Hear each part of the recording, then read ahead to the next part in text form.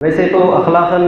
یہ ذمہ داری بنتی ہے کہ دلہا دلہن اور ان کے گھر والوں کو مبارکبادی پیش کیا جائے، لیکن اس سے قبل میں آپ تمام سامعین کو مبارکبادی پیش کرنا چاہوں گا، چونکہ آپ ویسے تو کئی دعوتوں میں شرکت کرتے ہی ہیں، جس میں آج 90% دعوتیں ایسی ہوتی ہیں جو کہ ناجائز دعوتیں، اسلام کے خلاف دعوتیں، جس میں شرکت فرما کر اللہ کے غضب کو ہم دعوت دیتے ہیں۔ ایسے حالات میں اللہ تعالیٰ نے آپ کو ایک سنت نکاح میں شرکت فرمانے کی ایک سعادت حاصل کی ہے، اس وجہ سے آپ لوگ قابل مبارکباد ہیں۔ چونکہ میرے بھائیوں، یہ کوئی عام نکاح نہیں ہے، یہ کوئی عام گھرانے کا نکاح نہیں ہے،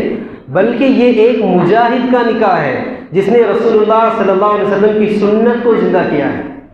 ویسے تو آج ہر سنت پر عمل کیا جاتا ہے، داڑھی کی سنت پر عمل ہے، رفعین کی سنت پر عمل ہے، آمین بالجہر کی سنت پر عمل ہے، 8 رکعت تراویح کی سنت بھی عمل ہے، لیکن کسی سنت پر آج عمل نہیں ہوتا تو وہ رسول اللہ صلی اللہ علیہ وسلم کی شادی کی سنت ہے۔ آپ دیکھ لیجئے، چاہے وہ کسی بھی مسلک کا معاملہ ہو، کسی بھی مذہب کا معاملہ ہو، ہر انسان اس طوفان میں ڈوبے ہوئے ہیں۔ آپ دیکھیے کیا نہیں ہو رہا ہے آج کی شادیوں کی وجہ سے۔ قابل مبارکباد ہے لڑکے والے، جن لوگوں نے یہ اداکاری نہیں کی کہ بھائی ہم لوگوں نے بہت کچھ سمجھا دیا، لیکن لڑکی والوں نے زبردستی سے جہیز بھی دے دیا، شادی کا کھانا بھی دے دیا اور مہنگے مہنگے فنکشن ہال میں شادی کروا دیا۔ لڑکی والوں کے ارمان تھی، آخر لڑکی تھی، ایسے ڈرامے بازی بھی نہیں کی ہے، بلکہ اس لڑکے نے رسول اللہ صلی اللہ علیہ وسلم کی سنت کو زندہ کر کے مرد ہونے کی ثبوت دی۔ قابل مبارکباد ہے دلہن والے، جن لوگوں نے لوگ کیا کہیں گے کہ خوف میں پڑھ کر اللہ کے رسول کی سنت کو دفن نہیں کیا ہے۔ چونکہ یہ سب ہو رہا ہے میرے ساتھیوں، آج کون نہیں جانتا کہ نکاح کی شرائط کیا ہے، کون نہیں جانتا کہ نکاح کیسے ہونی چاہیے۔ ہر آدمی کو معلوم ہے، ہر آدمی کے علم میں یہ بات ہے کہ لڑکی کے ہاں شادی کا کھانا کھانا یا جہیز لینا، لڑکی کے باپ پر 1 روپے کا خرچہ کروانا، یہ لڑکی والوں پر ظلم ہے۔ قیامت کے دن اس کا سوال کیا جائے گا، یہ بندوں کے حقوق میں آئے گا۔ اگرچہ کہ آپ انفرادی عبادتوں میں 5 وقت نمازی ہوں گے، لمبی لمبی داڑھیاں ہوں گے، ہر سال نفل عمرے بھی آپ کرتے ہوں گے، لیکن اگر آپ نے ایسی شادی کی ہے جہاں لڑکی کے باپ پر 1 روپے کا بھی خرچے کا بوجھ پڑا، یا اس نے یہ ڈرامہ کیا کہ بھائی میں سب کچھ خوشی سے کر رہا ہوں،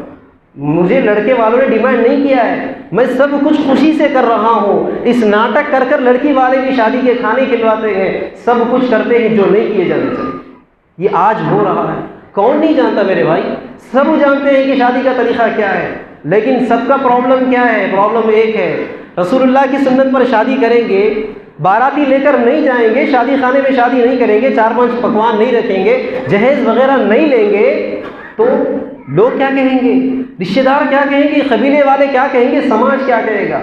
لوگوں کا خوف دلوں میں آج اس قدر بیٹھ گیا کہ رب کیا کہے گا بات کی بات ہے،